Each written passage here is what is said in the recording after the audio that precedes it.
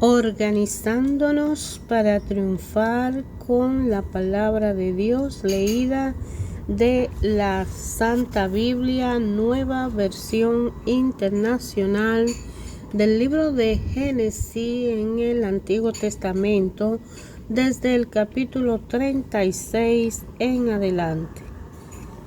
Esaú se casó con mujeres cananeas, con Ada, hija de Elón, elitita, con Aholibama, hija de Aná, y nieta de Zibeón el Jebeo, y con Basemá, hija de Ismael y hermana de Nebayot. Esaú tuvo estos hijos: con Ada tuvo a Elisafama, con Basemat, a Reuel, con Aholibama, a Jeuel, Jalán y Coré. Estos fueron los hijos que tuvo Esaú mientras vivía en la tierra de Canaán. Después Esaú tomó a sus esposas, hijos e hijas y a todas las personas que lo acompañaban, junto con su ganado y todos sus animales y todos los bienes que había adquirido en la tierra de Canaán, y se trasladó a otra región hasta alejarse de su hermano Jacob. Los dos habían acumulado tantos bienes que no podían estar juntos. La tierra donde vivían no bastaba para alimentar al ganado de ambos. Fue así como Esaú, o sea Edom, se asentó en la región montañosa de Seir. Estos son los descendientes de Esaú, padre de los edomitas que habitaron en la región montañosa de Seir. Los nombres de sus hijos son estos: Elifá, hijo de Ada, esposa de Esaú, y Reuel, hijo de Basemá, esposa de Esaú. Los hijos de Elifá fueron Temán, Omar, Sefo, Gatán y Kenaz. Elifá tuvo un hijo con una concubina suya llamada Timna, al que llamó Amalek. Todos estos fueron nietos de Ada, esposa de Esaú. Los hijos de Reuel fueron Nahá, Será, Samá y Misa. Estos fueron los nietos de Basemá, esposa de Esaú. Los hijos de la otra esposa de Esaú, Aholibama, que era hija de Aná y nieta de Zibeón, fueron Jehú, Jalán y Coré.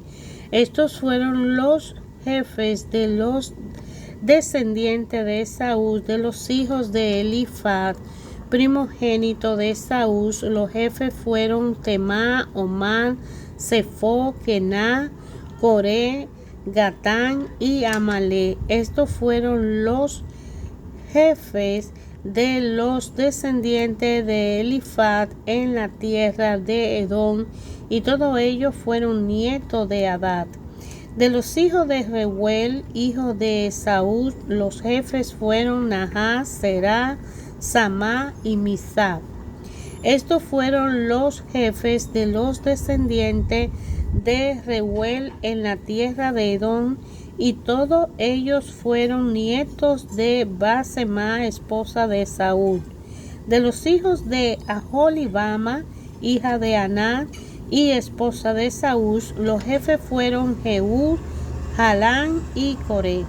Estos fueron descendientes de Esaú, también llamado Edom, y a su vez jefe de sus respectivas tribus. Estos fueron los descendientes de Seir el Oreo, que habitaron en aquella región: Lotán, Sobal, Zibeón, Aná, Disón, Ezer y Disán. Estos descendientes de Seir fueron los jefes de los oreros en la tierra de Edom.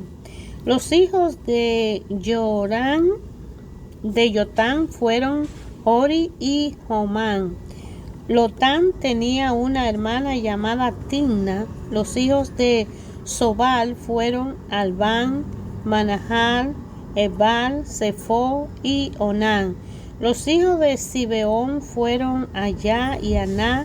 Ese último es el mismo que encontró las aguas termales en el desierto mientras cuidaba los asnos de su padre Zibeón. Los hijos de Aná fueron Disón y Aholibama, hija de Aná. Los hijos de Disón fueron Hernán, Erdán, Edban, Irá y Kerat. Los hijos de Ezer fueron Bilán, Saván y Acá. Los hijos de Disán fueron Uz y Arán. Los jefes de los hebreos fueron Lotán, Sabal, Zibeón, Aná, Disón, Ezer y Disán. Cada uno de ellos fue jefe de su tribu en la región de Seir. Antes de que los israelitas tuvieran rey, estos fueron los reyes que reinaron en el país de Edom. Belá, hijo de Beor, que reinó en Edom, el nombre de su ciudad era Dinaba. Cuando murió Belá, reinó en su lugar Jobab, hijo de Será, que provenía de Bosra. Cuando murió Jobab, reinó en su lugar Husán, que venía de la región de Temán. Cuando murió Husán, reinó en su lugar Hadad, hijo de Bedá. Este derrotó a Madián en el campo de Moab. El nombre de su ciudad era Abid. Cuando murió Hadad, reinó en su lugar Samla, que era del pueblo de Masreca. Cuando murió Samla, reinó en su lugar Saúl de Rehoboth del río. Cuando murió Saúl, reinó en su lugar Baal Hanán, hijo de Adbor. Cuando murió Baal Hanán, hijo de Adbor, reinó en su lugar Hadad. El nombre de su ciudad era Paur. Su esposa se llamaba Mehitabel y era hija de Mantré y nieta de Mezac.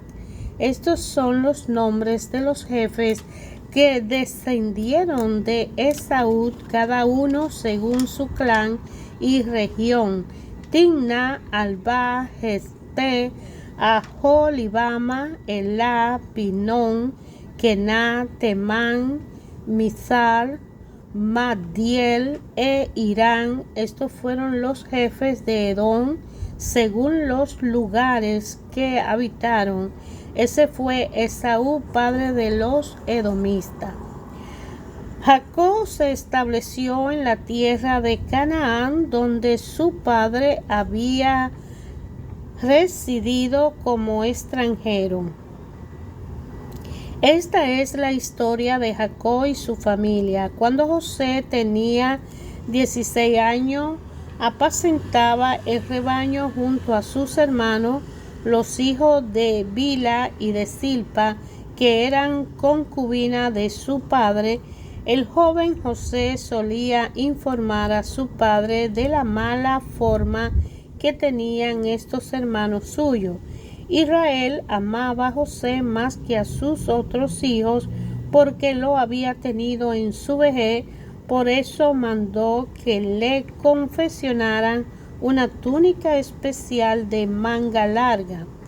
Viendo sus hermanos que su padre amaba más a José que a ellos, comenzaron a odiarlo y ni siquiera lo saludaban.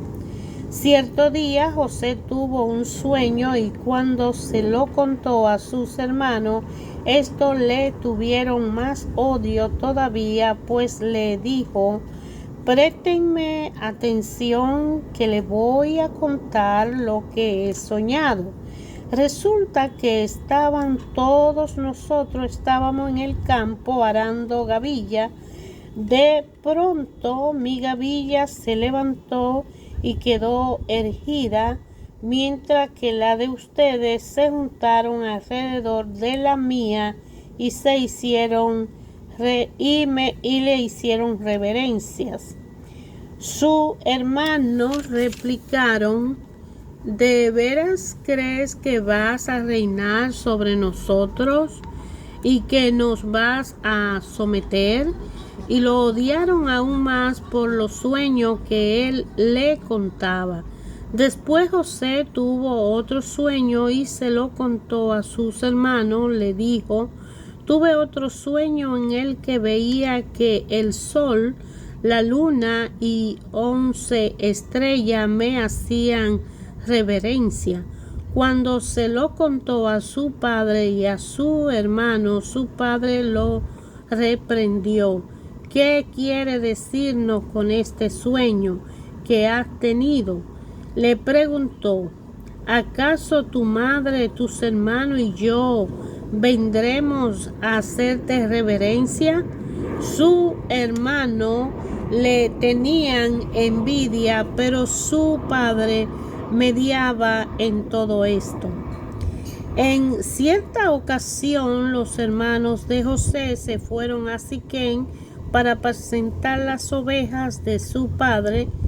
Israel le dijo a José: tus hermanos están en Siquem apacentando las ovejas.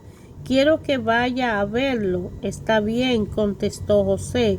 Israel continuó: vete a ver cómo están tus hermanos y el rebaño y tráeme noticia fresca. Y lo envió desde el valle de Hebrón. Cuando José llegó a Siquem, un hombre lo encontró perdido en el campo y le preguntó: ¿qué anda buscando? Ando buscando a mis hermanos, contestó José. ¿Podría usted indicarme dónde están apacentando el rebaño? Ya se han marchado de aquí, le informó el hombre. Le oí decir que se dirigían a Dotán. José siguió buscando a sus hermanos y lo encontró cerca de Dotán. Cuando ellos alcanzaron a verlos desde lejos, antes de que se acercara, tramaron un plan para matarlo. Se dijeron unos a otros: ahí viene ese soñador. Ahora sí que le llegó la hora. Vamos a matarlo y echarlo en una de estas cisternas y diremos que lo devoró un animal salvaje, y a ver en qué terminan sus sueños. Cuando Rubén escuchó esto, intentó librarlo de la garra de sus hermanos, así que le propuso: no lo matemos, no derramen sangre, arrójenlo en esta cisterna en el desierto, pero no le pongan las manos encima. Rubén dijo esto porque su intención era rescatar a José y devolverlo a su padre. Cuando José llegó donde estaba su hermano, le arrancaron la túnica especial de manga larga, lo arrojaron y lo echaron en una cisterna que estaba vacía y seca. Luego se sentaron a comer. En eso, al levantar la vista, divisaron una caravana de israelitas que venía de Galaad. Su camello estaban cargados de perfume, bálsamos y mirra que llevaban a Egipto. Entonces Judá le propuso a sus hermanos: ¿qué ganamos con matar a nuestro hermano y ocultar su muerte? En vez de eliminarlo, vendámoslo a los israelitas. Al fin de cuentas es nuestro propio hermano. Sus hermanos estuvieron de acuerdo con él, así que cuando los mercaderes madianistas se acercaron, sacaron a José de la cisterna y se lo vendieron a los ismaelita por 20 monedas de plata. Fue así como se llevaron a José a Egipto. Cuando Rubén volvió a la cisterna y José ya no estaba allí, se rasgó la vestidura en señal de duelo. Regresó entonces a donde estaban sus hermanos y les reclamó: ya no está ese moscoso, ¿y ahora qué hago? Enseguida los hermanos tomaron la túnica especial de José, degollaron un cabrito y con la sangre empaparon la túnica. Luego la mandaron a su padre con el siguiente mensaje: encontramos esto, fíjate bien si es o no la túnica de tu hijo. En cuanto Jacob la reconoció, exclamó: sí, es la túnica de mi hijo. Seguro que un animal salvaje se lo devoró y lo hizo pedazo.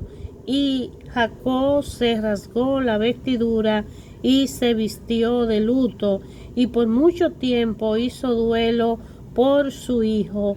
Todos sus hijos y sus hijas intentaron calmarlo, pero él no se dejaba consolar, sino que decía: no, guardaré luto hasta que descienda al sepulcro para reunirme con mi hijo. Así Jacob siguió llorando la muerte de José. En Egipto, los madianistas lo vendieron a un tal Potifar, funcionario de Faraón y capitán de la guardia. Por esos días Judá se apartó de sus hermanos y se fue a vivir a la casa de un hombre llamado Hira, residente del pueblo de Adulán. Allí Judá conoció a una mujer, hija de un cananeo llamado Suá, y se casó con ella. Luego de tener relaciones con él, ella concibió y dio a luz un hijo al que llamó Tiempo después volvió a concebir y dio a luz otro hijo al que llamó Onán. Pasado el tiempo, tuvo otro hijo al que llamó Selá, el cual nació en Quetí. Judá consiguió para él, su hijo mayor, una esposa que se llamaba Tamar, pero al Señor no le agradó la conducta del primogénito de Judá y le quitó la vida. Entonces Judá le dijo a Onán: cásate con la viuda de tu hermano y cumple con tu deber de cuñado, así le darás descendencia a tu hermano. Pero Onán sabía que los hijos que nacieran no serían reconocidos como suyos, por eso cada vez que tenía relaciones con ella derramaba el semen en el suelo y así evitaba que su hermano tuviera descendencia. Esta conducta ofendió mucho al Señor, así que también a él le quitó la vida. Entonces Judá le dijo a su nuera Tamar: quédate como viuda en la casa de tu padre hasta que mi hijo Selá tenga edad de casarse. Pero en realidad Judá pensaba que Selá podría morirse lo mismo que sus hermanos, así que Tamar se fue a vivir a la casa de su padre. Después de mucho tiempo murió la esposa de Judá, la hija de Suá. Al concluir el tiempo de duelo, Judá fue al pueblo de Timna para esquilar sus ovejas. Lo acompañó su amigo Hira, el adulanista. Cuando Tamar se enteró de que su suegro se dirigía hacia Timna para esquilar sus ovejas, se quitó el velo de viuda, se cubrió con un velo para que nadie la reconociera y se sentó a la entrada del pueblo de Enayín, que está en el camino a Timna. Esto lo hizo porque se dio cuenta de que Selá ya tenía edad de casarse y aún no se lo daba a ella por esposo. Cuando Judá la vio con el rostro cubierto, la tomó por una prostituta, no sabiendo que era su nuera, se acercó a la orilla del camino y le dijo: «Deja que me acueste contigo». «¿Qué me da si te digo que sí?», le preguntó ella. «Te mandaré unos de los cabritos de mi rebaño», respondió Judá. «Está bien», respondió ella, «pero déjame algo de garantía hasta que me lo manden». «¿Qué prenda quiere que te deje?», preguntó Judá. «Dame tu sello y tu cordón y el bastón que lleva en la mano», respondió Tamar. Judá se lo entregó, se acostó con ella y la dejó embarazada. Cuando ella se levantó, se fue inmediatamente de allí, se quitó el velo y volvió a ponerse la ropa de viuda. Más tarde, Judá envió el cabrito por medio de su amigo adulanista para recuperar la prenda que había dejado con la mujer, pero su amigo no dio con ella. Entonces le preguntó a la gente del lugar: «¿Dónde está la prostituta de Enayín, la que se sentaba junto al camino?». «Aquí nunca ha habido una prostituta», así le contestaron. El amigo regresó a donde estaba Judá y le dijo: «No la pude encontrar. Además, la gente del lugar me informó que allí nunca había estado una prostituta como esa». «Que se quede con la prenda», replicó Judá. «No es cuestión de que hagamos el ridículo, pero que quede claro, yo le envié el cabrito y tú no la encontraste». Como 3 meses después le informaron a Judá lo siguiente: «Tu nuera Tamar se ha prostituido y como resultado de su andanza ha quedado embarazada. Sáquenla y quémenla», exclamó Judá. Pero cuando la estaba sacando, ella mandó este mensaje a su suegro: «El dueño de esta prenda fue quien me embarazó. A ver si reconoce usted de quién son estos sellos, el cordón del sello y este bastón». Judá lo reconoció y declaró: «Su conducta es más justa que la mía, pues yo no la di por esposa a mi hijo Selá», y no volvió a acostarse con ella. Cuando llegó el tiempo de que Tamar diera a luz, resultó que tenía mellizo en su seno. En el momento de nacer uno de los mellizos, sacó la mano, la partera le ató un hilo rojo en la mano y dijo: «Este salió primero». Pero en ese momento el niño metió la mano y salió primero el otro. Entonces la partera dijo: «¿Cómo te atreviste?». Pasó. Por eso, si al niño lo llamaron Faré.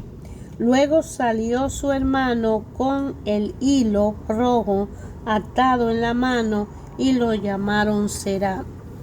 Cuando José fue llevado a Egipto, los ismaelitas que lo habían trasladado allá lo vendieron a Potifar, un egipcio que era funcionario del faraón y capitán de su guardia. Ahora bien, el Señor estaba con José y las cosas le salían muy bien. Mientras José vivía en la casa de su patrón egipcio, ese se dio cuenta de que el Señor estaba con José y lo hacía prosperar en todo. José se ganó la confianza de Potifar y éste lo nombró mayordomo de toda su casa y le confió la administración de todos sus bienes. Por causa de José, el Señor bendijo la casa de egipcia de Potifar a partir del momento en que puso José a cargo de su casa y de todos sus bienes. La bendición del Señor se extendió sobre todo lo que tenía el egipcio, tanto en la casa como en el campo. Por eso Potifar dejó todo a cargo de José y tan solo se preocupaba por lo que tenía que comer. José tenía muy buen físico y era muy atractivo. Después de algún tiempo, la esposa de su amo le invitó a acuéstate conmigo. Pero José no quiso saber nada, sino que le contestó: mire, señora, mi patrón ya no tiene que preocuparse de nada en la casa porque todo me lo ha confiado a mí. En esta casa no hay nada más importante que yo. Mi patrón me ha negado mi patrón no me ha negado nada excepto meterme con usted, que es su esposa. ¿Cómo podría yo cometer tal maldad y pecar así contra Dios?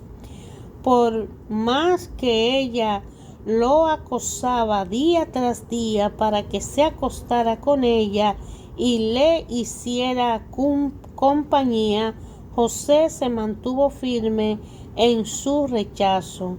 Un día, en un momento en que todo el personal del servicio se encontraba ausente, José entró en la casa para cumplir con sus responsabilidades. Entonces la mujer de Potifar agarró del manto y le rogó: acuéstate conmigo. Pero José, dejando el manto en su mano de ella, salió corriendo de la casa. Al ver ella que él había dejado el manto en sus manos y había salido corriendo, llamó a los siervos de la casa y le dijo: miren, el hebreo que nos trajo mi esposo solo ha venido a burlarse de nosotros. Entró a la casa con la intención de acostarse conmigo, pero yo grité con toda mis fuerzas. En cuanto me oyó gritar, salió corriendo y dejó su manto a mi lado. La mujer guardó el manto de José hasta que su marido volvió a su casa. Entonces le contó la misma historia. El esclavo hebreo que nos trajiste quiso aprovecharse de mí, pero en cuanto grité con toda mis fuerzas, salió corriendo y dejó su manto a mi lado. Cuando el patrón de José escuchó del labio de su mujer cómo la había tratado el esclavo, se enfureció y mandó que echaran a José en la cárcel donde estaban los presos del rey. Pero aún en la cárcel el Señor estaba con él y no dejó de mostrarse su amor. Hizo que se ganara la confianza del jefe de guardia de la cárcel, el cual puso a José a cargo de todos los prisioneros y de todo lo que allí se hacía. Como el Señor estaba con José y hacía prosperar todo lo que él hacía, el guardia de la cárcel no se preocupaba de nada de lo que dejaba en sus manos. Hermanos, la palabra de Dios, al estudiarla, historias y palabras de enseñanza que Dios permitió en el proceso de la vida de todos aquellos que antes que nosotros fueron tocados por el don de Dios a través de la historia, en la promesa y la alianza, todo y cada uno de ellos que tuvieron que ver con la alianza y la promesa que Dios hizo a Abraham, a Isaac y a Jacob a través de sus hijos, de los 12 hijos, y José, que viene a ser uno de los 12, vivió esta experiencia tan difícil para que se cumpliera esa promesa de esos sueños y revelaciones que Dios le fue permitiendo a José y dejarle ver la enseñanza. Esta es una historia hermosa de cómo Dios puede usarnos en cualquier momento para su gloria y honra, y que nosotros debemos estar en orden y cumpliendo en disciplina las normas, preceptos y mandamientos de Él. Y para ellos es conveniente aceptar a Jesús como nuestro Señor y Salvador y recibir esa unción del Espíritu Santo para poder tener esa relación con Dios Padre, Creador y Conservador de la vida de cada uno, y así poder estar pendiente de cuándo vamos a ser vasijas útiles al servicio del Padre para su gloria y honra, para bien nuestro y de nuestro prójimo.